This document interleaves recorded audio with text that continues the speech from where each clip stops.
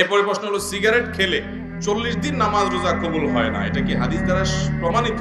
ধূমপানকারীর মুখ থেকে যে দুর্গন্ধ হয়, ধূমপানকারী নিজে যারা আছেন, আমি মাঝে মধ্যে বলি ভাই, নর্দমার কাছে ড্রেনের কাছে গিয়ে একটু ড্রেনের গন্ধটা শুকে, এরপর নিজের মুখের গন্ধটা শুকে দেখেন যে ওইটার চাইতে আপনার মুখের গন্ধ মারাত্মক।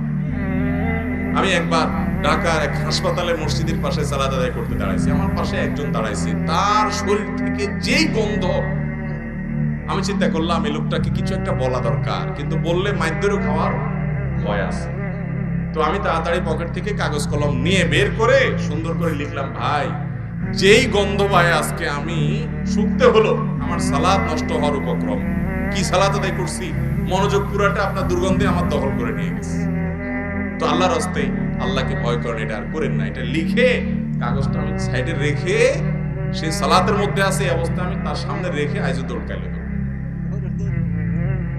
যে আমার দরকার হলো তার নাসিহা করা, মাইদ্যর খাওয়ার তো দরকার নেই, তো নাসিহার কাজ তো হয়ে গেছে, এই জন্য লিখে দিয়ে আসছে। ভাইরা আমার, যারা ধূমপান করেন তাদের মুখে এরকম বাজে অবস্থায় তৈরি হয়। পৃথিবীতে ক্যান্সার এখন এত ব্যাপকভাবে ছড়াইছে, আমাদের দেশের কথা যদি আপনি বলেন, ঘরে ঘরে জনে জনে এখন পরিবারে পরিবারে ক্যান্সার।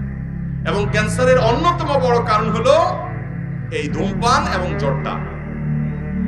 পানের সাথে চাবায়া চাবায়া রকমারি জর্দা খায় না অনেক মুরব্বীরা?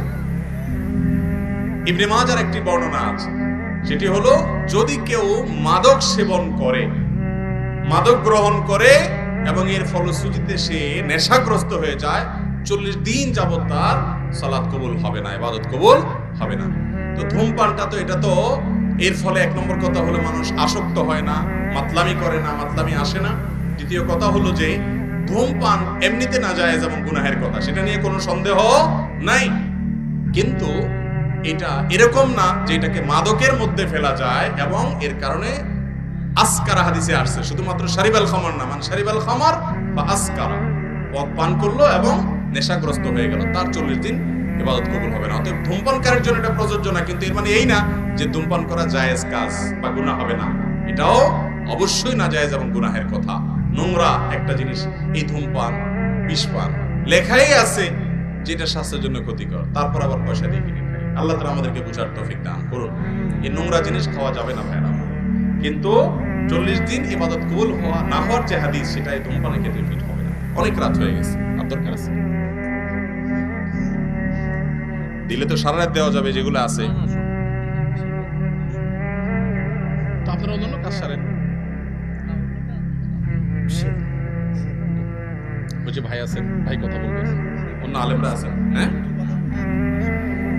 আচ্ছা, 2-4টা আমি বলি, এরপরে আমি ছেড়ে দিব, কারণ গভীর রাত পর্যন্ত মাহফিল, এটা সুন্নাহ বিরোধী কাজ। আমি সব জায়গায় এটা বিরুদ্ধে বলি, আবার দেখা যায় যে কোরআন সুন্নাহর কথা বলে, সহিহ হাদিসের কথা বলে আমরা এটার উপর আমল করতে পারি না।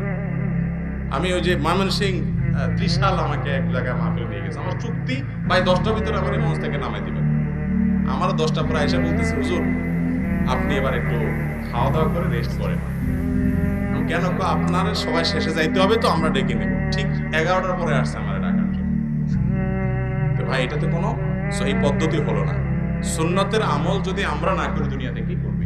আল্লাহ তাআলা আমাদেরকে আমলের তৌফিক দান করুক। ভাই, যাই হোক, যেহেতু কয়েকটা প্রশ্ন উত্তর দেওয়ার জন্য কর্তৃপক্ষ অনুরোধ করেছেন, আমরা কয়েকটা প্রশ্ন উত্তর দিচ্ছি। এরপর ইনশাআল্লাহ অন্যান্য ওলামায়ে কেরাম কথা বলবেন। এমপি সাহেব নাকি আসছেন, উনি কথা বলবেন ইনশাআল্লাহ।